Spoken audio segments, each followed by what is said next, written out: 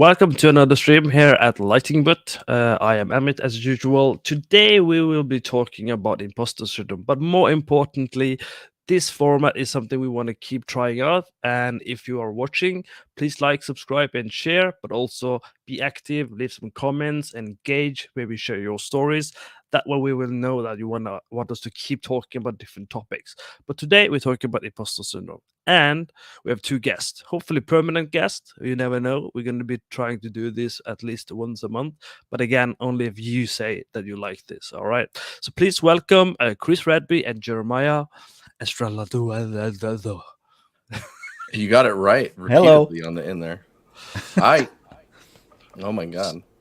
All right. So is that Estrellado?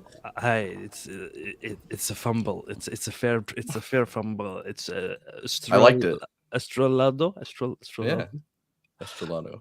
All right. So we have Daniel Sharma watching. Hello, Daniel. Thank you. And Alex Radsby, which has Yo. so. that's my twin, bro. Thank you for tuning in. So obviously we are going to talk a little bit about imposter syndrome. But what is imposter syndrome? I mean, you did share a nice Twitter image earlier today, but we're going to stick to the original definition, which was a compliment that came about not through genuine ability, but as a result of having been lucky. So basically, imposter syndrome in this Twitch and YouTube and LinkedIn stream is defined by that you achieve something and you achieve something very good, but you still think you are an imposter or a fake. So, Jeremiah and Chris Radsby, what's your thoughts? What's your thoughts about imposter syndrome? Open-ended question. Very difficult one. I mean, it's personal, right? So it never really goes away, but it's something that, like, I have imposter syndrome. Like, I'm a lead now, but am I a lead? Am I good enough to be? Like, so like that, imposter? Dude. That stuff is it never goes away really, but it's more about how you deal with it or how you cope with it, how you process that. At least on my end. Yeah, for sure. I'm the same, really. I've gone through like major imposter syndrome for a lot of things, like becoming lead and then becoming tech art director. At one point I'm like, there's a lot that I had to unpack at a certain point, like to be able to deal with this. It was also like when I became a mentor at one point, like I'm sure you felt the same. Like, am I really the person to be teaching other people? Like you could mess people up, Oh man, you could really screw up people as a mentor. That's for sure. So I mean, forgot about that part. So all of you do some kind of, obviously you are responsible for people. So that's a big pressure point for you two, actually. Let's talk a little bit about that. It's a good topic that Chris mentioned as a subtopic of imposter syndrome. So you're responsible for other people, which means you could either screw them up mentally or professionally or whatever, or you could lift them up. So how does that feel when you're passing on knowledge and doing, your different roles at the different projects you work on?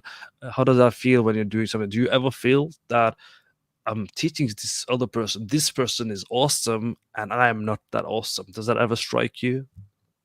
Yeah, for sure. Like I think it's, you kind of get used to separating skill from mentoring, like you can be a great mentor without being that skilled at what you do. Even though that sounds weird, but you can, right? Like you can, like, am I the only one? Feels like that. No, but it's, because there's a difference, right? Like being able to guide someone, focus on like, figuring out what their strengths are, their weaknesses, how to like make them, develop them in the right way, and then guiding them the right way. That I think it's completely separate to like, am I good at making this art thing? Even though obviously like you need a foundation so you know what you're talking about, but it's still separate skill sets. I'm not sure if you feel like that, Jeremy.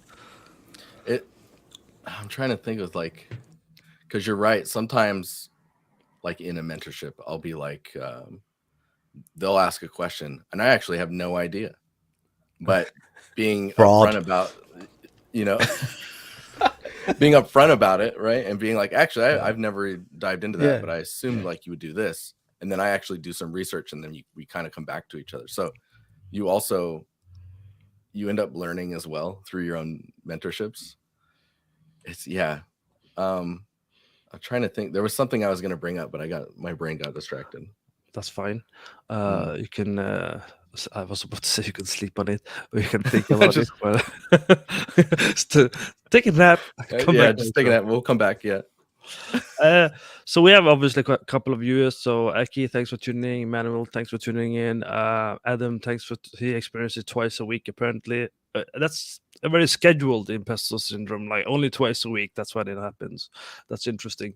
Elliot, thanks for tuning in, and Chandler, thanks for tuning in. Now, if you guys have any stories, please just type it in, and we'll pop it up as we discuss, because it's not really just about us three. It's about all of us together. So it would really be nice to hear your stories too. So, in regards to stories, when is the first time any of you to experience imposter syndrome, and you sat down and thought about this is the root and origin of my imposter syndrome? Because when it comes to imposter syndrome, I think it was, let me see my research stats, 7 out of 10 people have imposter syndrome, which means you might have been part of the the minority during a time in life where you didn't experience imposter syndrome, and then one day you got imposter syndrome. Think about that a little bit. Do you know 7 out of 10? 7 out of 10 have imposter syndrome? Yeah. I mean, originally this all started back in 1985, 1977. They did research and they found out that high achieving women were the ones who had imposter syndrome. But then a couple of years later, 10 years, give or take, they then figure out that everyone has imposter syndrome, but it's 7 That's out of quite 10. common. Yeah. And the biggest pattern is high achieving people. So tech art director, leads, they are more likely to have imposter syndrome because they are doing great, they have the skills, they're high achievers, but they are still the ones who feel they are maybe faking it or being an imposter, basically. So these are some of the stats and data that I looked up before the stream, just to give a more scientific data around the topic as well. I mean, I guess as a lead, if you end up doing less of the actual direct work, you can your mind can start to separate those two channels where it's like you're managing and you're directing or leading a team, and being able to actually achieve like, oh, a new tool came out and everyone's using it. And then you're like, okay, well, I don't know how it works, but everyone's on board with it now and they're all using it. And now I'm not using it. So I'm like starting to forget how to do some stuff. It's kind of one of the reasons I started streaming as well. But I think the first time for me, which is probably very common in our industry, is once you get into games, because now all of a sudden you're in the tank, right? You're in the pool of everyone that you were like, oh, these are all professionals, and now I'm just here. And that's the moment when you can separate yourself and say, I'm not good enough yet, and maybe I'll get there. Maybe I don't know. Yeah, I mean, it makes sense. Yeah. Chris, go on. I think it's like, I mean, even if you don't know what you're doing, you kind of have, like, if you're in a lead position, you still have to fake it. Because if you're the lead and you're freaking out visually to all the others, right? Then you're the leader who's just like, ah, and then everything's just on fire, So like, even, you have to fake it, even if you're not if you're unsure about things, because now you're in a position where you have to, lead people, lead projects, make decisions, right? Yeah. Generally, it's better to be just like, pick a direction and then just like, we're going that direction, rather than just like, no. And then you learn. No, we're going this way. When it doesn't work, you pivot and you learn from it. So I think that might be common as well for people in a leadership position in general, or even people who are CEOs, especially, I think, because you're quite alone on top, isn't it? In my experience as well, you are alone on the top often. And is it normal? Do you think it's acceptable for a lead to kind of say to your colleagues who you're responsible for, and kind of talk about that, hey, I don't actually know anything as much as you, I don't know where we're going, or do you think it's better just to have the confidence to create some reassurance and kind of fake it until you do figure it out? What's your thoughts on that? Oh man, there's a balance with that. There's definitely a balance yeah. because you can't just go in and be like, I have no idea what I'm doing. I mean, you can. You, I have no you idea. could, You guys yeah. on your own. Bye. Yeah. Go ahead, Uh, Chris. No, see I what mean, you're I saying. tend to be quite honest about things. Like if I don't know a thing, right, and I don't know the approach, then I'm pretty candid with the fact that like, okay, I don't know how to handle Yeah. this. We'll research it. Like I'll research it. You guys can research it with me, and we'll come to a decision together, right? Doing stuff like I think it's important because it puts you on a level like of I'm just a human like you know, like there's I think it's important to have Yes. that. Maybe that's I mean I lead a small team, you know, so it's not like maybe that's okay, but I'm not sure if the impact of like leading a bigger team if you're like that, like Yeah. I Does mean, it feel like you're actually steering a large ship, or is it? yeah. Yeah, yeah. I don't know actually. You have no navigation. Is that what it feels like? And then you kind of get stressed because research did show that people with imposter syndrome. Now, that's something to see if we agree or not. Is they tend to have um, signs of depression, anxiety, low self-esteem, and or somatic symptoms. I don't even know what that means, and social dysfunction. These are some of the signs that a lot of people with imposter syndrome. Do you relate to any of those labels, or do you think no? I mean, that for me, that sounds like when. So I think I have a bit of trauma. I don't know if it's trauma or not, but I've been able to recognize it as like if I don't get uh, recognition for what's happening. Like in Sweden, I've learned very early to like not say, "Look what I've done." Like you don't do that here. And in the US, you do that. Like that's how you climb. So in Sweden, I learned to not do that. But it's weird when you're not, or I've noticed for myself when I'm not being recognized for things that are happening that I'm not calling out. It that starts to affect me, and then I'm like, okay, why am I am I doing something wrong? And then there's all this like stuff starts to stack up, and you have to like process all of that. Yeah, Usually, see what I that do is I doesn't lean really on yeah, sorry. processes. That Yeah, doesn't go really ahead, Chris. happen to me in the same way, right? Because again, smaller team, right?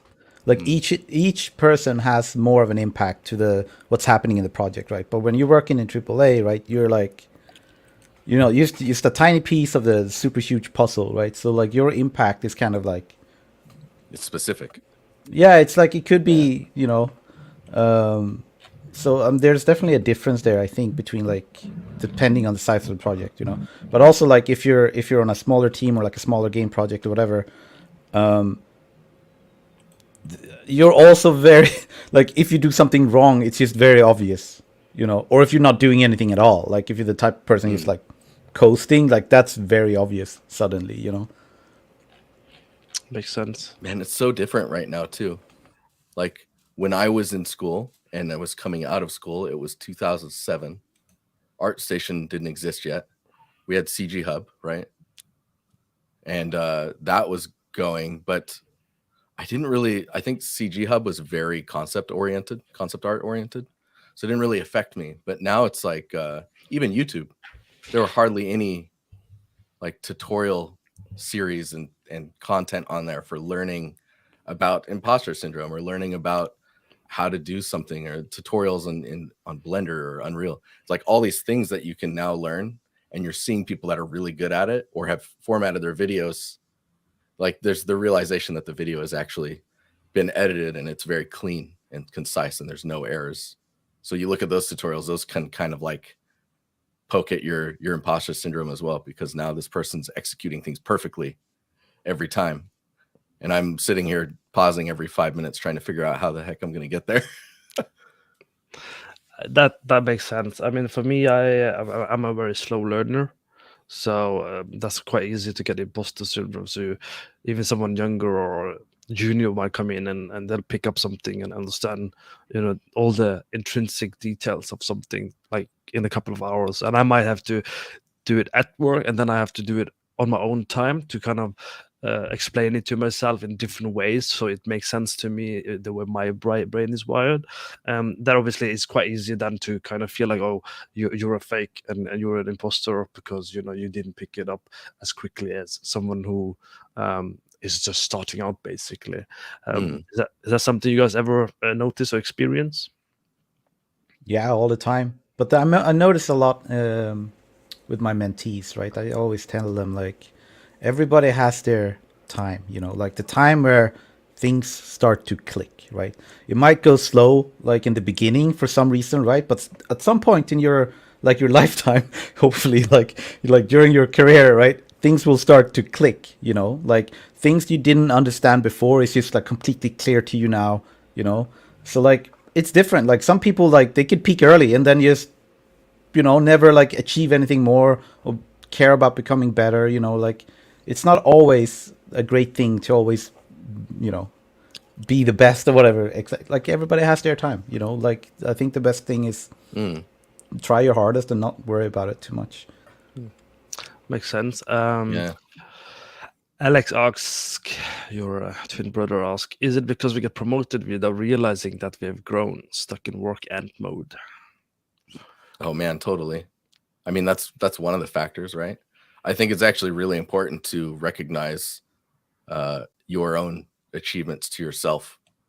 I don't know if you would do it every 3 months or every 6 months or a year. For me, I started doing that, and that actually helped a lot with just feeling like, oh, like checklists. I do checklists now. That's the easiest way for me to just go through things. And by doing it through an app, like I use Todoist, no sponsor. Yeah, so I use Todoist, and it's like I check it all off, but then at the end of the month, I can actually go and look at like what I checked off, and because I organize them into categories, I can see that I'm actually doing things and that I'm achieving things that I'm aiming for. If you don't look back ever, you don't really know what you've done. Yeah, I'm the same really. Like I tend to write blog posts, right? And chronicle everything I do and then write like guides for myself. Like I have like a lot of Unreal guides and stuff like this, like just that I've written up myself for how I do things, right? And at the end of the year, I list it all. Like this is what I've been doing this year, and it ends up being this huge list, of stuff. It just Your last one shows the was growth. good. You don't feel the growth, but like when you look at the list, you're like, oh, cool, I learned all these things, So That's when you it's a feel bit, it. yeah, that's when you feel it, Yeah. Oh, that's definitely interesting because when I was trying to get some insight on how do you deal with imposter syndrome, one of the things were growing positivity towards yourself, basically. So it's interesting to hear both of you having actually implemented some of the tools that's recommended. Because one of the issue with imposter syndrome, for the time being anyway, it's the fact that it's not actually recognized. There's no clinical guidance. There's no actual legit diagnosis for it, except that we have a general idea that it's a phenomena and that is happening. But it's not recognized as a psychiatric disorder. It's not featured in any of the official guidelines edition in America or international classification as a disease. So you don't actually get support for it. There's no insurance. There's nothing for it. So you're kind of on your own actually when it comes to imposter syndrome. But it's definitely a recognized phenomena. But medically and professionally, if you ask medical experts, they'd be like, yeah, no, we know it's something, but there's no really help about it. So if any of you have imposter syndrome, there are links in the description actually that I already put up, and the first link actually has about 14 worksheet, and one of those are actually what Chris and Jeremiah just talked about, is growing positivity. Some of the other things that was mentioned was adopting a growth mindset, right? Yeah, that's another. Yeah. That's So why the do you Empire guys exists. so you want to talk a little bit about that? I mean, Yeah. yeah. You want to start, Chris? I I can mean, jump you to the go ahead. Empire. Yeah. I talk a lot. That's Dude, the point. I talk a lot as well. Maybe that's why we're here. Yeah, Yeah, I'm exactly. new. Yeah, you guys are doing actually pretty good. So I'm just gonna leave you to Yeah. hang. Yep. Nice. Oh, it's perfect. You just Freedom. no, the Empire started not as the Empire, it just started as me streaming. Like my username's Dynasty, right? And everyone knows that it's Dynasty. But that was my StarCraft 2 handle. And I was streaming StarCraft 2 educationally, just on the side for fun. And then when I was like, okay, I'm doing art at work and I'm having fun with this, but I'm not getting enough, or I feel like I'm not like I could progress further if I try harder. And I was like, okay, well, to try, that means I just need to put more time into it. But I didn't want to burn myself out or anything. So putting myself in a position where I was obligated to stick to a schedule was how the streaming started. And so I just started streaming, and then people started staying in the chat, and then I was like, oh, maybe I should make a Discord server, and then they just started going there. And I think yours is like, it's like probably one of the better things about, like, because you put like your stream and your YouTube, right? You put all your wins and fails on there for everybody to see. Oh yeah, you know, great. like all your learnings, right? You're like, oh, okay, we're learning, we're learning Blender, we're learning Unity, like you put it all out there and everybody sees you fail for hours, right? Like the chat is helping, everybody's like looking up knowledge like sites and stuff, like, this is how you do it, Jeremy, this is how you do it, and you're like, yes, okay, cool, we're trying that, so it's like yours is very good because like it humanizes the process, right? Because everybody always sees the results usually. Nobody gets there just like, like I spend hours doing what I do, and you spend hours and also visibly like on stream learning, right, how to do things, and I think which is very gutsy. I think it is very gutsy, like it's super courageous. I would never do that. Nice. Courageous, I like it. No, I think it's great, like, because it's because people learn the process, right? Because like dealing with imposter syndrome is kind of, it's an experience thing as well, right? Like I recently got back into coding, like learning how to code, and I was like, I don't code. I started learning animating. I'm like, I don't know how to animate,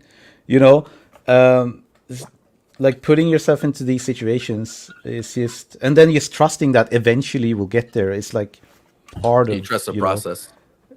Yeah, exactly. That's exactly what happened with my first girlfriend. I don't know how to have a girlfriend, and you just learn how to have a girlfriend, relationship and things. It's not really about skills either. It's social skills. It's being with other people. So imposter syndrome can actually be many different things. So a lot of people associate with professional, but people are also feeling like no one likes them, or why does this person like me? Why does this person want to talk to me? So there are other things that also happens with people as well. So I think that it's really the interesting way of doing it. So we talked about the use of positive self-talk or growing positivity, which you two already put into practice. Jeremiah runs Dinusty. Chris, you run something too, or did you stop running your stuff as well? I have streams every Tuesday, right? And then I have a Patreon, and then I do mentorships, on and off. It depends on like how busy I am in general. So did any of this actually reduce the imposter syndrome for either of you, or remove it completely? For me, it removed it completely, because I just embraced you're always learning. No one's a student because everyone's a student. Let's just get into it and find things and learn stuff and try and connect the dots, and then don't forget it, which starts leading into documentation to the max. I kind of want my own Confluence, which is scary. I mean that's good though. For me as well, actually, when I started liking, but it started going away a little bit over time as well. Because even though I'm talking to people all the time who I do consider smarter or better or faster in any regards, but when I started having my own students, I quickly realized that I was just doubting myself too much and being too negative. Even though I spend like hours learning and hours doing things and figuring things out, it's the process. Like it's the journey of going through it. But here's a fun story though. I actually know kind of when I got imposter syndrome. Because see, when I was younger, I didn't actually have imposter syndrome. I was really confident to the point that people might have experienced me as arrogant. So this goes back to 2007, I think. Where's my background music? Here we go. Do you have background music for this? I got different music for it. Too much work. So I actually know when it happened. So it was back in 2004.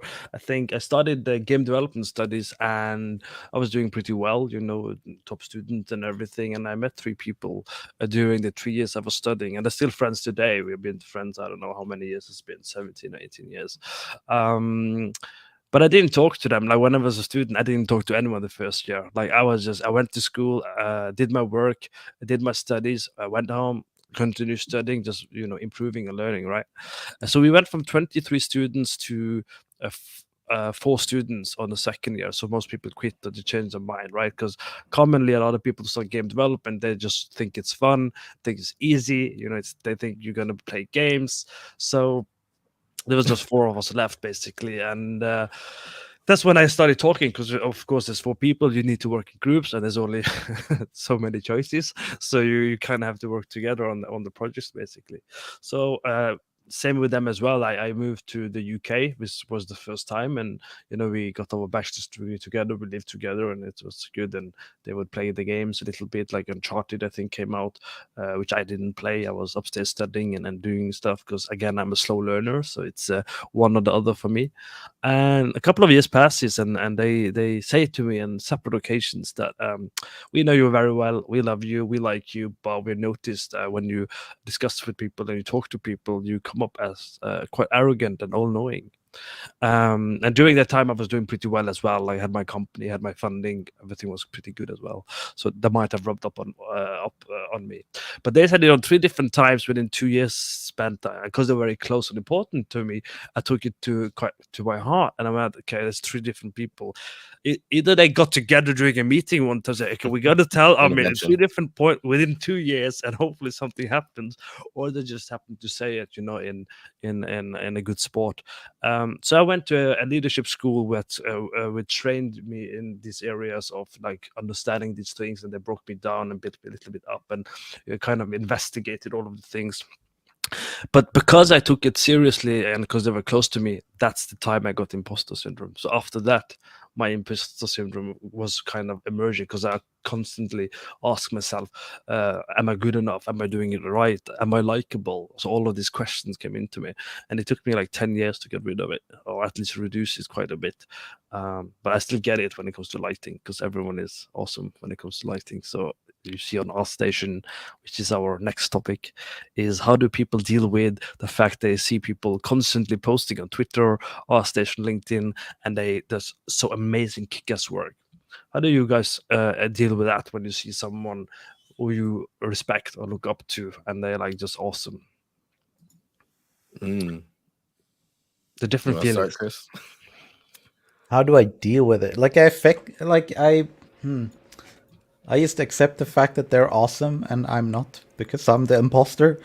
No, I don't know. I think I've learned to appreciate my own value, right?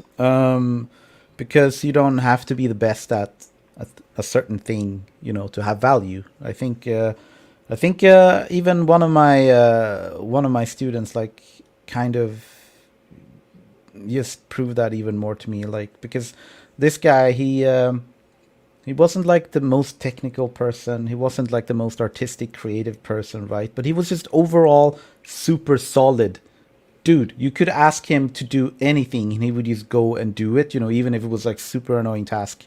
And I think that was part of his value, like. And obviously he had a lot of like insecurities about not being good enough, but I sat him down, like explained to him, like, this is why you're valuable. Like you don't have any fear, or like you can just tackle these things. Like a lot of people that when they get presented something like a boring task, something, they would just have a hard time accepting that task or something, like, and I was like, this is your value. Like if you approach me giving you boring stuff, how you like approach that the same way like you do your learning, your growth, right? Then you're gonna explode into something awesome eventually, right? So yeah, I think leaning into your strengths, for sure. Yeah, you have to understand like your own value, what you're good at, and maybe it's a combination of things, right? Like everybody's looking at like art stage, like, oh, this guy's doing way better lighting and compositions than me, right? But like eventually you'll probably get there as well. but maybe you also have other values, like, it's not all about being the best at one certain thing, There's a lot Yeah, of value no, coming from like knowing a true. whole bunch of things, in the end as well. Yeah, I think on my end, I'm just like I was saying earlier, I'm super into just absorbing and learning stuff and understanding things, and being able to feedback on in the Empire helps me be better at giving critique and feedback, just at work, at home, like with any art related topics. I think going back to the art station topic and looking at like I just loaded up ArtStation to just start scrolling through stuff. I think what ends up happening with me when I look at ArtStation, so it doesn't really stress me out, mainly because I'm either going, oh, that's cool, or like that's a character. Like I don't do characters, so I recognize that that's not where I'm at, but I can go, oh wow, that's really well done, and then like look at that portfolio, and then go through their other stuff. I'm like, wow, this person's amazing. I want to keep an eye on what they do because I find it really intriguing to look at. But then you see stuff that's like exactly the stuff you want to be doing, and instead of telling myself like, oh man, I'm nowhere near that good, you can just go, okay, well, of course, when I see it, I'm like, that is impressive. Instead of saying I'm nowhere near that good, I start identifying the things that I really like, and then start trying to understand why I like them or how to replicate that kind of look. It's just, I just end up breaking stuff down. Well, that's an interesting approach. For all you watching, why not share your story a little bit? Do you agree? Do you feel that you are not good enough when you look at people posting all the time? Do you get competitive? Because I know some people, they kind of get competitive. Other people get jealous, right? They might feel insecure or kind of self-sabotage, right? They look at some PCs. I also know a lot of people with imposter syndrome. They might feel imposter syndrome very strongly if they are studying with someone and someone gets work quicker, or an interview passes and they kind of go like, shit, I'm useless, this guy got to work. And so that's like different things, basically, just to give you guys some ideas of that. We have a questions, so I'm gonna pick one. Fateh is asking, what strategies do you guys use when you get stuck on something? That's an interesting open-ended question. Could mean anything really. But yeah, for me, I'm always stuck, Fateh. That's the thing, though. You're never unstuck. You're always stuck at something, and You're just in it. you're You just in it. accepted the stuck. Yeah, but it's like you said earlier, though, with imposter syndrome and being stuck at something or feeling something is, I think what's important is one of the reasons we have this particular stream topic is to talk about it, because a lot of people keep it to themselves, and it's to give people an environment and a place to talk about it a little bit, and hopefully people will have less imposter syndrome, realizing that hey, everyone on the stream has some kind of imposter syndrome. Otherwise, why would you be watching? Let's be honest. That is probably because you're feeling something and being related to it.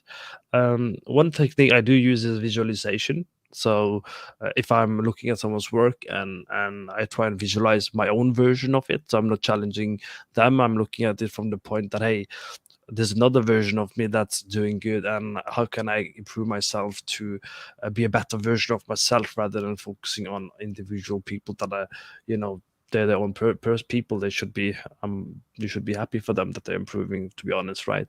And most people, I feel, are quite open in teaching you things, more or less, if they have the time anyway, if you ask them. At least nice people. So I think what's important for my technique is, don't compare yourself with other people. When you look at something and you get motivated, or as Jeremy said, breakdown, or make sure you don't kind of make that person the bad person or the enemy. Don't make that person's artwork even a negative thing. Just take it as a encouragement, and remind yourself that you're on your person, and you're learning at your own pace, really.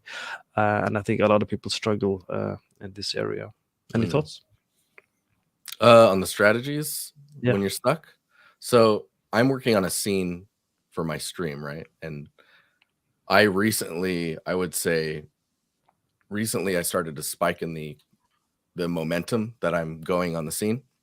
But you have, like, when you build a really big environment, like if it's too big, it's just, you're going to get stuck in there. You're going to get lost. And I would say maybe like 2 months ago or so, I was kind of in this territory where I'm like, okay, the scene, I'm kind of getting bored of it, but I want to finish it. I want to keep going. So then I did the same thing. I broke it down and just kind of looked at, like, okay, what things are interesting? Because I also have to think about it from like a streamer standpoint. It's like, what topics could we like dive into, and the processes that we're using? Is there anything that I kind of wanted to learn that I haven't done yet that can be in this scene? So it's kind of extrapolating a bunch of new topics that turn it into something new. Now, if you're stuck because you've been on something for a really long time directly, that's when it starts to get like, okay, maybe you need to take a break, take a breather, take a rest. You don't have to like grind it out until you're literally on fire. It kind of Yeah. depends on like Yeah. what you mean with stuck as well. Like you can mean Yes. like stuck growth wise, like where you feel like I don't know how to become a better artist from here, right? It's a little bit of a different, that can be tricky, right? Because you kind of limited, your own art is kind of limited to your taste, right? If your taste hasn't developed, which is usually like what happens when you're a new artist starting out, you don't know what is good looking and bad looking. That is something you develop. That's something you experience and learn. You know, you can learn some of that like by analyzing other people's work, right? But your taste itself has to develop. If you're at the point where you can't get any further, then outside, you know, influence is, I think, is important in general. Like ask people Yes. who are better, or know more, right? To like actually guide you and help you become better. Because yeah, it's really hard to get over that barrier yourself unless you are the type that really like analyzing and breaking down things. But I mean, the quick way would probably just be to like engage with people that are more skilled, essentially. Yeah, being part of being in a community, like Discord's been great for our industry as far as like communicating. But like, you're totally right when it comes to being able to talk to people like-minded, like whether you feel like they're above you in skill level or not. It's more about just getting other perspectives. And maybe you'll be like, when you ask for a critique, instead of the critique, you're like, okay, here's the scene I just finished. Where do you think my weaknesses are? And it's not the scene itself. It's what's not holding up in the scene that I see like often in your portfolio. Because then it's something that's a consistent, it's got a pattern, and then you can target that, and then you lift that up, and it lifts everything up with it.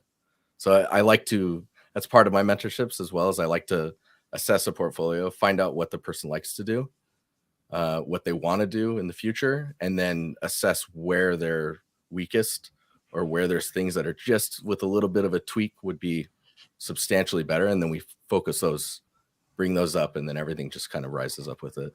Usually you see really great artists explode out of those as well. I have All a of sudden they confession disappear.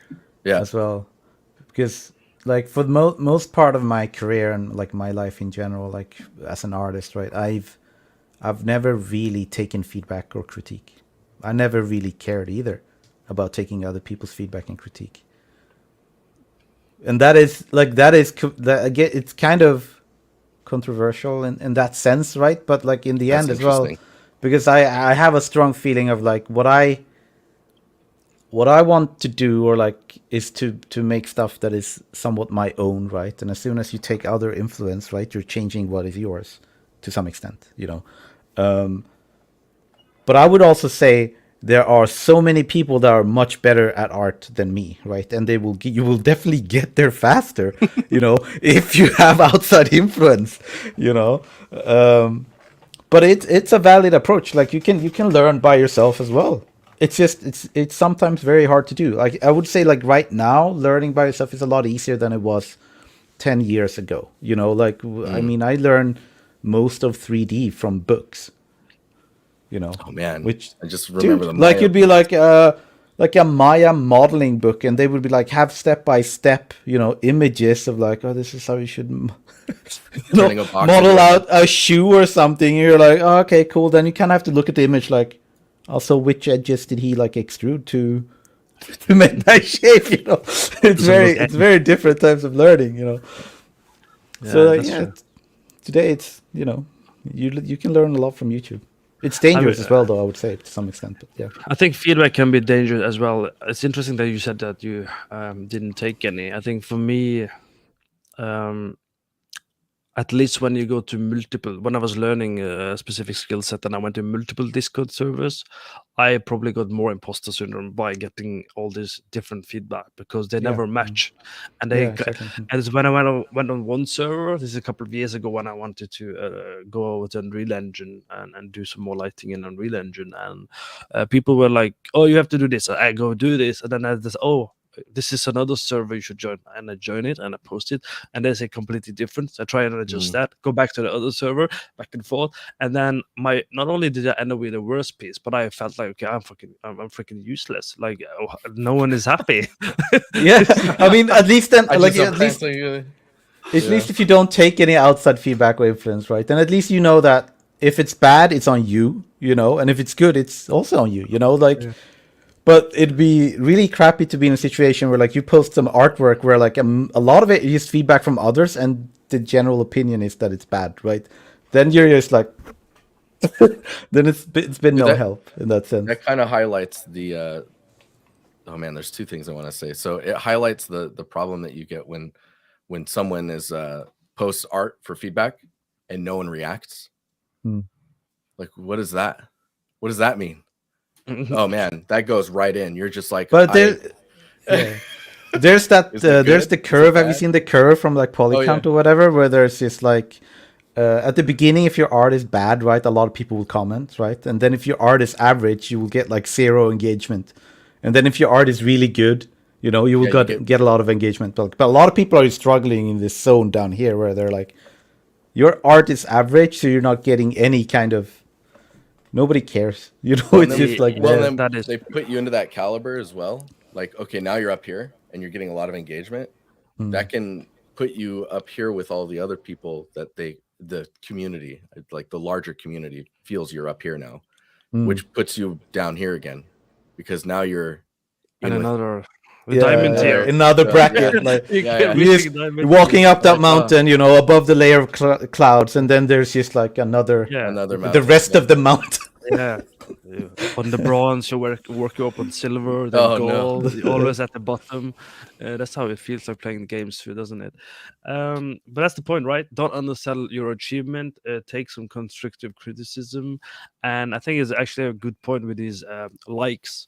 If I were following likes and follows on Art Station and other place, I would probably be depressed, because if I start analyzing how a community reacts to your art, then I will start thinking, oh, I've never been spotlighted on Real, never been on level 18 articles, never done anything of this. That kind of makes that you're really telling yourself you are diminishing yourself, and that you're definitely going to end up with imposter syndrome. So I think it's really important for people to stop doing that. Like, don't measure your art, your success on this external validation. It's this external validation is, if you read psychology, is really meant to get you addicted and focus on the likes and all these views and stuff. So that's my recommendation, is don't think you're useless or you have imposter syndrome just because some person got like 1,000 likes and shares and you didn't. That doesn't reflect anything, and that's, I think, is dangerous. And I think a lot of people get imposter syndrome because they probably put a lot of work, post it on our station, 10 views, 1 like, and then they see someone else, and then there's educated and there's certain work you can kind of see, okay, this person is probably more influential or whatever reason, but though you might not agree with it, and that will demotivate you. And I think that's kind of important to kind of don't let your success or failure of external or your own define your happiness, because that's kind of part of imposter syndrome too. Is you allow yourself to feel it, and you get depressed or you get sad, or whatever feeling you might individually experience. So I Once think you it's recognize a good it, point. once you can recognize it, then you can start figuring out like using your strategies that you have listed out, right? To be able to go like, okay, I'm starting to feel this. I can either let it happen or I can try and do these things to kind of hop out of it. Yeah. I think like if you look at like YouTube thumbnails, it's kind of like that dystopia where like, oh, you need to be like, you know, like big title, you know, otherwise you won't get the likes. And that's like the future of like ArtStation if everybody just did what is popular, right? You will have that dystopia where everything's the same, right? You don't care. Do your thing, you know. Oh, That's I wanted true. to talk about the critiques real quick. It was the second thing that I had. So if you Yeah. go and critique, you ask for feedback on like, let's say 5 servers, you're getting all of this random feedback, which probably all of it is in some degree valid because it was enough for the person to want to write it. And we're just going to trust that the information's valid. I like to teach people to look at critiques and break down what was written down and then ask back why. If a reason why wasn't presented, you need to have the why there. So that way you can actually truly understand what the feedback is. Because if they're just saying, oh, this doesn't look good, I need to understand why it doesn't look good. What are you reacting to so. that makes you feel that? Because he said so. Bro. Because he says, see, and then at that point I can exclude that feedback. But that is also yeah, I mean that is also why you have to be specific when you ask for critique. Yes. Like what do you want critique on, right? Otherwise you will get like a full spectrum, anything, like full spectrum stuff. Like it's just too much. Like you have to focus like exactly what you want critique on, you know. Oh, bro, that's our next topic right there. How to approach and ask for critique. That should be the next topic, because that's definitely something that annoys me. Is people who come to different servers and they just post an image in feedback and critique, and I'm like, wait, okay, what do you want? What are you Redo whole image? Yeah. Like, what? Go to Photoshop and go, yeah, start over. And Yeah. I make them commit. I right click and reply to their message if they didn't do text and it's just their image, and they're like, please feedback. I just ask, what would you like feedback on, and then give them a list of things. And it's actually to the point where I have it on a command on my keyboard. So I just right click Command message, like a text macro. Yeah, press that button, hit enter. Yeah. Did not detect the keyword spam this message. I mean, you could actually these days, you could actually take your artwork, right, and then create derivative work with AI, for example. It'd be like, oh, it's creating variations of my work, you know, and then you're like, oh, you know. That's another good topic with the AI stuff, which I know dangerous Jeremy, topic. Yeah, Jeremy avoids it on his own streams actually. So, but I do. maybe we'll get him to do it here. We'll trick him. We'll just trick him. So just to catch up on the comment, Alan says, I feel breaking down what makes someone work so impressive has helped me too. That's based on Jeremiah. You mentioned that earlier. And then Soccer says, give a good rest and look at the program with fresh eyes. Always helped me, which is in terms of focus and being stuck. Alex Radsby says, I got hired into the company as the only person with that role, instant imposter syndrome, especially when they started looking into hiring more people with the same role. Dude, that was I'm not enough. Hiring me, the twin for the same role. Yeah, they're like, okay, we hired this guy. Well, let's keep him into the trial period and let's quickly find a replacement. That would definitely screw up my mind if that happened. Yeah. Chris, did that ever affect you when we worked together? How do you mean? Because for a little while there, that you're performing better than me. I left, man. What do you think? No, dude, people would mix us up all the time. Google even. Yeah, dude. Yeah, like search your name and it would show pictures of me, or like. Yeah. The managing director would be like, Jeremy to me. I'm like, fuck. I've been working here for 10 years. Like, this guy comes along, and then I mean, what can you do? I mean, these days it's just a compliment, really. Yeah, nice. Mm. Yeah. Yeah. that's true. If you respect the person and you think the person is good, that's definitely a compliment, isn't it? Yeah. People in the Le- Discord think we're related sometimes. Yeah. Maybe Yeah. are. King Spud in chat. Yeah. Vlad says it can be a real headache, especially coming from a different industry. You would constantly compare yourself. How can you check your skills and be able to negotiate salary? I guess that is kind of linked to imposter syndrome in the sense that what is your value and how do you approach saying, okay, I should earn this much. What are your thoughts? Because I'm assuming you, one or both of you, have or some experience in being part of a hiring process. Oh, I Yeah. screwed myself when I first got into games. Go ahead, Chris. Same. No, same. When I first got into games, got screwed. Started really low. How low are we talking? $1, $5,000, $10? It's hard to like. I mean, with the economy and stuff, it's kind of hard to like. But yeah, it was definitely low. At that point, like it was when I started, it was 21,000 Swedish kroners. That would be, yeah, a month, right? And that was really low for the time and for the experience I had, right? Today, though, it's a completely different story because like now we're veterans, right? So I get headhunted these days, right? It's a completely different story if you get headhunted because then you just put down your price. Like you just say like, I want this. Otherwise, we're not even talking. There's no point, So I guess and you don't have to say it in that tone either, right? You're just like, I can't.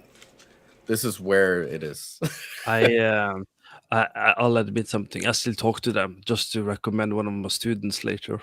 I do that as well. You know, on LinkedIn, you can reply with video. I haven't really? used it. Yeah, You I've can noticed reply it. with video. You can reply with audio. Sometimes I'll do an audio recording. Like they'll get me walking to work, and I'll just like, oh no, I'm not interested, but I've got this like community full of like amazing people. Let me know if you want to. I'll show you some awesome artists, and then it just You're a sends nice it. guy. It takes energy, right? It Yeah, does. yeah. It does Yeah, definitely yeah. takes energy. It's Dude, something. the value you were talking about, Chris, that equals 28,700 a year, USD. Hmm. So, and I shot myself in the foot at 45,000 in the US A year. a year. Okay, let me see. How much Calculator. It took me, dude. It took me. Did you It say took me 45,000 a year? 45,000 a year. Yeah, it took me 6 years to get where I'm actually supposed to be because of that. Yeah, see, you shouldn't do that. Yeah, but see, the thing is like there wasn't any like Glassdoor or any like websites that show you what values are, right? And Yeah, these days there are though, these right? days Like there is, yeah. you have the GameDev salaries, the people gathering for each country and for Europe and stuff. At least now you have more of an idea, right? Yeah, I think, people are much more open about that information. Yeah, I think mine was $38,000 a year when I started. If you ignore the fact that I worked for free for a year just to get experience. Oh, I did that for a year and a half, free. It's crazy. Stupid, but I did learn a lot. But Maybe that's why. Maybe that's why you got this far because you did that free. There are a lot of people do that actually, like joining modding groups or people saying they have like we're getting investors, and yeah, I did that like for a couple of months as well when I started out, and it was people just pulling you along doing free work, and it's just a really bad situation to end up in. I think all of the projects failed. I don't think I've been part of any like modding indie project that actually finished completely. But yeah, same actually. Ray says learning what feedback to take on board and what feedback to ignore is also really important growth. Definitely. Which takes experience, to be fair, to even know what to ignore. See, that's something you can tell yourself if you're imposter syndrome. If you're able to tell the difference, that means you're growing, which means you're good.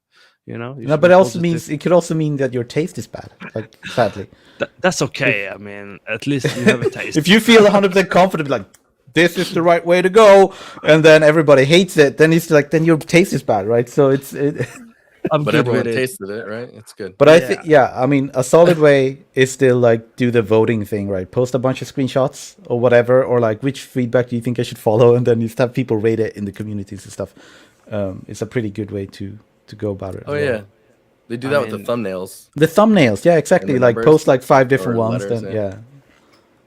You have 'Cause not seen the it- fashion industry, have you? The fashion style in the fashion industry. There's no taste there either, but they still do it. So you know you can't get away with it. But I think that's just when you come to like the higher level stuff, right? It's the I same think with that- like high level That artists. just too. shows. Yeah. It just shows how little we know about the fashion industry. I mean, I mean, yeah, but who wears a balloon when you go out? Like that's not really fashion. You know, it's a expression of art. You've it's never done that? subjective. No, I don't think so. I'd like to. I mean, we can do it. If I ever visit Sweden, you know, I'll bring a balloon. that seems and like a we'll- great. alien That seems head like a great thing. video to make. I think we have a couple of more things we can go through. So for this says, I think the average artists are the ones giving feedback and not getting any in return. They're either in awe because of the best artists and they take that out on the beginners. Interesting. What do we think about that? What does this mean? Wait, I need to dissect this. Yeah, just dissected. Dissect the frog. So the average artist are the ones giving feedback. Yeah, not getting any. They're either in awe because of the best artists take that on.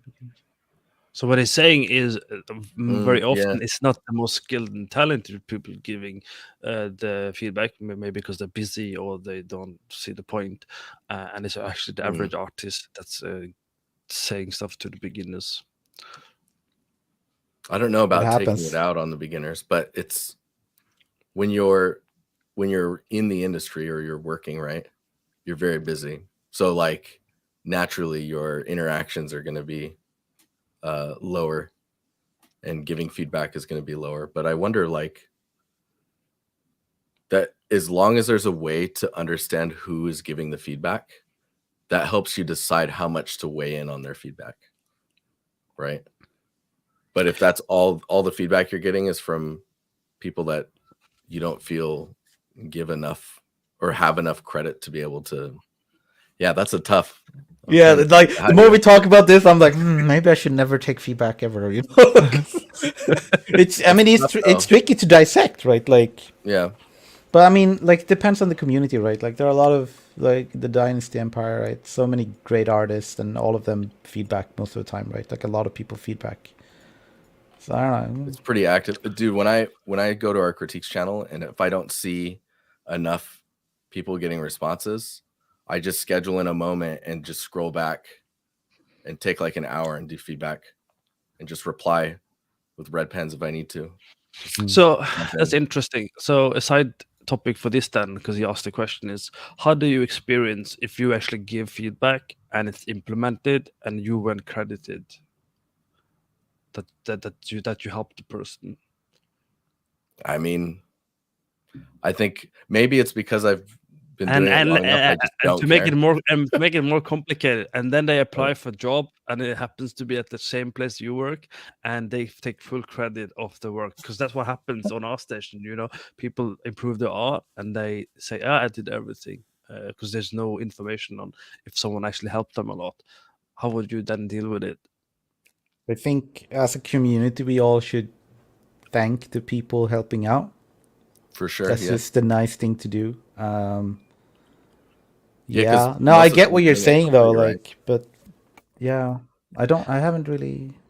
Because that's a big I don't imposter care. syndrome trap. I just it's a don't- big I that's don't a have big time. imposter syndrome trap, though. Let's say you Yeah, spend like you think you're free better than feedback. yourself. Yeah. Then you get no credit, and you're like, am I useless?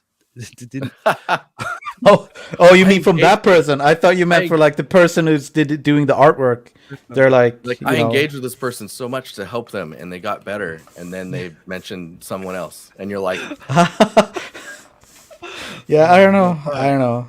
I get a lot of credit like from my mentees and stuff, but it's because it's a mentorship as well, right? It's like official feedback, you know, paid for feedback or something, you know.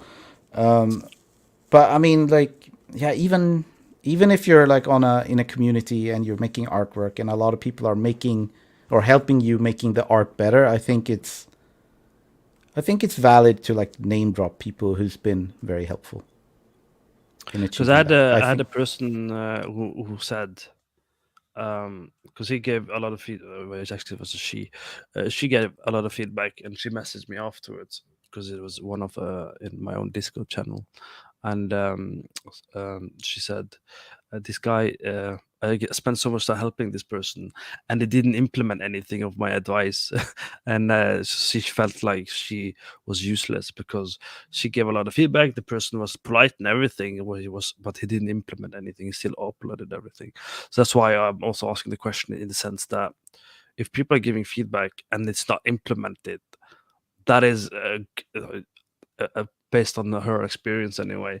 She feels, I'm assuming anyway, without actually going into detail about it, that she felt like she's not good enough because the Yeah, like feedback maybe that the she feedback wasn't good. yeah, but I saw the feedback. I thought it was pretty decent, so that's why I was thinking that's probably a blow. But that I think comes to if the person respects you or sees you as value as well. So I think it gets a bit complicated in It's these definitely areas. perspective also. Like if that feedback was implemented, if she can see that if it was there, it would be that much better. It's that much better based off of her understanding of like, right? And for that person, if they don't understand why that feedback's coming in, or they just ran out of time and just posted it anyways, like there's so much things not being heard that you get into your head on either end. And it's important to not assume negative things, I guess, when it comes to that, because you will get into your head if you don't. I definitely feel like it's tricky, right? Because either you did a poor job in like showing why the feedback would work in their favor, right? Like you don't like you need to do paint overs, like you know, like visually show people, and but then it could totally be on them, right? They don't have the taste to be like, oh, this is better or that, or they don't value. Either way, it's like kind of a minefield. Like when you give feedback to someone, you kind of have to also be fine with the fact that they might not actually implement it. Yeah, you know, and then you'll have to decide if that's worth your time. You know. hopefully that answers your question because I know you're watching. And to be frank, I did think YouTuber brothers are first. Apparently, Kingspud did think YouTuber brothers. Just for the record, I'm gonna jump through quickly to the comments before we start cooling down and ending the stream. The salaries is a lot lower. As a junior, I was paid 28k USD a year. That is pretty low. That But I seems don't low. live in the US, so I wouldn't actually know for sure. I mean, in So comparison to what you guys were saying, it seems low.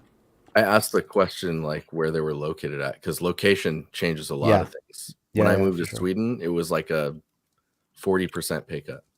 Really, I most of the time if someone asks me to like headhunt, I am pretty transparent at this stage of saying, don't care where I live. I want this is my price regardless of where I'm in the world. Otherwise, it's not really any point because you're not paying me for my location. You're paying me from the experience, the skill, and everything else. So if you want to save money, you can hire someone else. That's fine by me.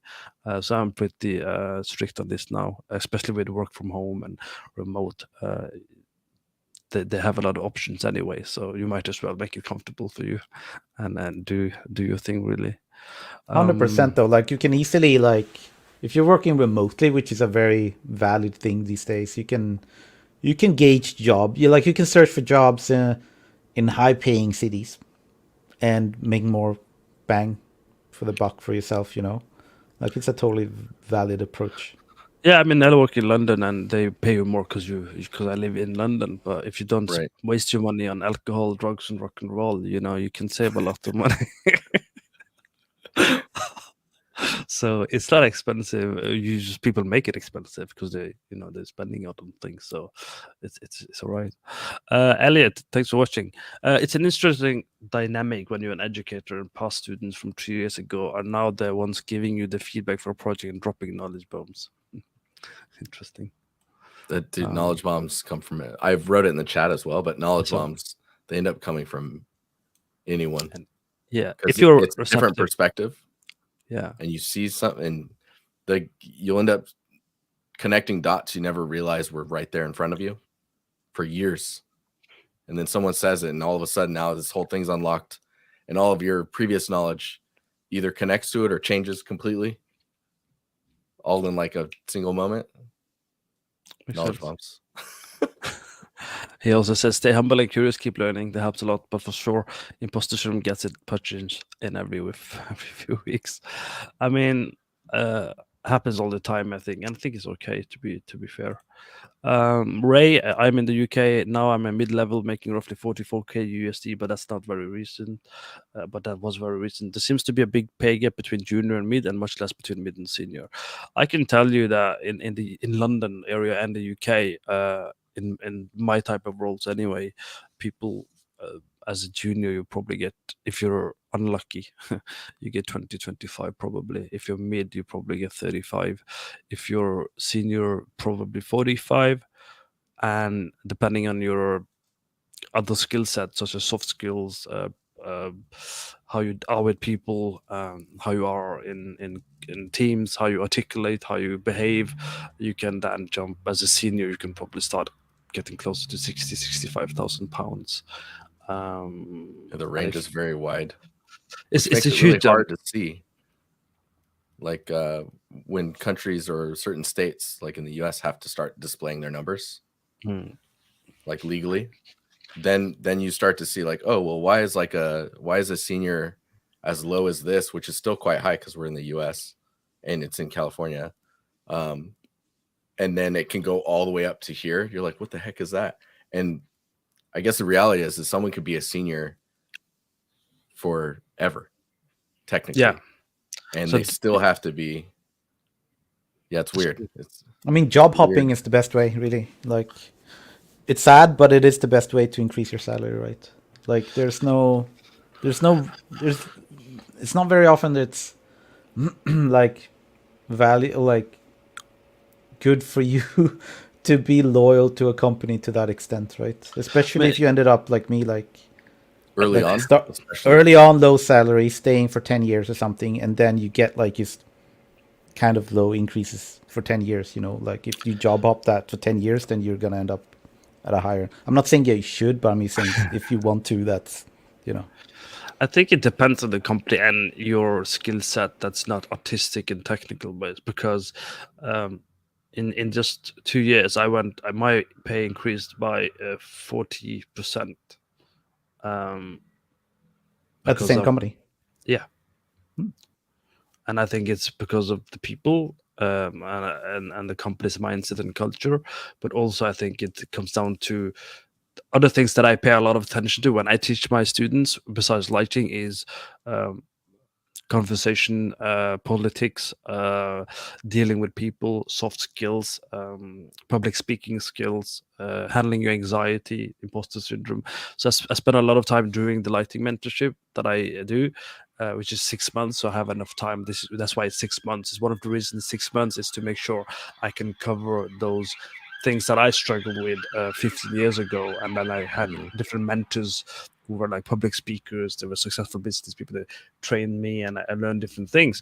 And that's why I say that's one of the reasons I have imposter syndrome, is because I kind of know I'm not the best lighting at it, but I know I have other skill set that kind of, you know, helps me still do a good job, be of value, be of importance, you know, and do other things that's important for the company that you end up being with, right? So I try and avoid company jumping as much as possible. I think I've only jumped company 2-3 times in the 15 years. It's a good point though, right? Because like there are plenty of people who are rock stars and also have rock star mentalities, and you don't really want to work with those people. You know? Yeah, they can be difficult to work with if they're too hardcore. Yeah, like if they think they're always better than anybody else. I mean, maybe they are. People just don't like being told so. You know? Or like Yeah, not every, or in that situation where they're like people can be that way. Yeah, and there's been quite some times where people have not gotten jobs even though they're awesome because of having that mentality, because like it's a team effort in the end, right? Yeah, I've seen artists get jobs that weren't fit for the role. They were close, but they were still off. But the energy that you get in their interview, and they're receptive to the feedback, and you're just like, let's put a little bit of risk on it and bring them in anyways. And then you helped him grow anyways. His bro. Yeah. And to not take. He's like, that's right. I mean, I have won art competitions and I have been in 80 level, and but it's just, I don't know. I mean, probably you're right. I don't know. I don't know. Yeah, hi Elia. It's super nice to see you on this here. It's been such a long time. Are you a rock star, Chris? Is that the case? Yes.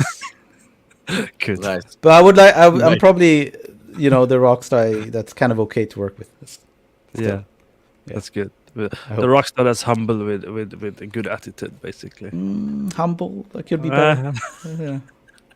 That's amazing. That's good. All right. We're actually past our 1 hour mark, and since I didn't actually agree to go more than an hour, we're gonna start cooling down, and that will stream. Do you have any final words, Jeremy? I'm looking Any forward to the tipping? next one. Looking forward to that. So you're This- still this on is board. fun, yeah. Good to know. Yeah, I'm in. I'm still on board. No, it's good though. I'm enjoying this, and I like that it's an hour-ish, right? That's a good. Yeah, that's good. And Chris, any final words, thoughts? Regarding imposter syndrome, I mean, I think we pretty much covered a lot of it. I mean, Yeah. trust the process. Like a lot of people, like I show a lot of my results most of the time, not a lot of like the in progress stuff, except for my streams. But yeah, I bang my head against problems for hours, and that's just not shown to everybody. I think that's why I'm like saying Jeremy's streams are like the best ones, right? Because you see it Yeah, if happen you're not live, feeling good you know? about yourself, I've been doing this for 16 years. You can just come to my stream and watch me. Yeah, and be like, oh, he Forget doesn't know how how to, to like- UV that thing. Yeah, Yeah. Jeremy is a pro streamer because he's chatting in my stream and doing the talking at the same time. He, like, to make Oh, sure yeah. everyone- It's like, what the? Yeah, my advice is if you're gonna have imposter syndrome, be a rock star at it. Do it properly. Go all out. Just be confident in it. It's okay. We all have it. It's not a big issue, but it is a big issue. But we are here to help. You can always DM and message if you want some more help. Again, resources in the description. It's quite useful. I recommend going through it. The first link has a lot of tools, a lot of the things we talked about in detail. The other links have research data. So if you want to double check some of my claims, you can see there are medical journals and everything there as well. And before we leave, could you viewers, if you're available, please leave a comment about how you like the stream, and also what topic you would like us to address in about months time. Instead of yes, us I would love picking this. it, we would love you guys and girls to kind of give your thoughts on different topics, because this particular stream with Jeremy and Chris is very important, because it's not just really about lighting in this particular roundtable. It's about different topics. So it could be today was imposter syndrome. It could be taking critiques. It could be dealing with office politics. I don't know. Certain things obviously is difficult to talk about because we don't want to get in trouble ourselves. So if you have any topic, please let us know in the chat before we end, so we can kind of brainstorm and think about topics you want to do. It could be how to get into the industry, because I know a lot of juniors and students watch us as well. So leave a comment. Even after we end the stream, the comment will be registered and I'll see that pop up as well. Or join the Discord of Lighting Bot as well, or join Dinusty Discord. Chris, do you have your own Discord? I do have my own Discord, but it's mostly for playing video games. Yeah, he's in the Empire. But yeah, I'm in the Empire. Check me out there, Yeah. I'm like, no, you don't want to make one, Chris. You just hang out. You don't want to Google me because you'll find my brother these days. So just go to the Empire, check it out there. Yeah. So we have one suggestion, which is soft skills as next. If anyone else have any suggestion, feel free to let us know. You have an opportunity to influence our topics. And Polygon says you need to play Dota with him.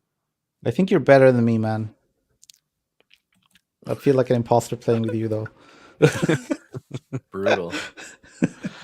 All right, cool. So I'm gonna start clicking end broadcast. I'll still talk to Chris and Jeremy a little bit to kind of wrap up before I let them go into their important life and everything. But thank you for watching, everyone, and it was quite enjoyable for me as well. Thank you for the activity, and yeah, have a nice day, I suppose, and see you all around.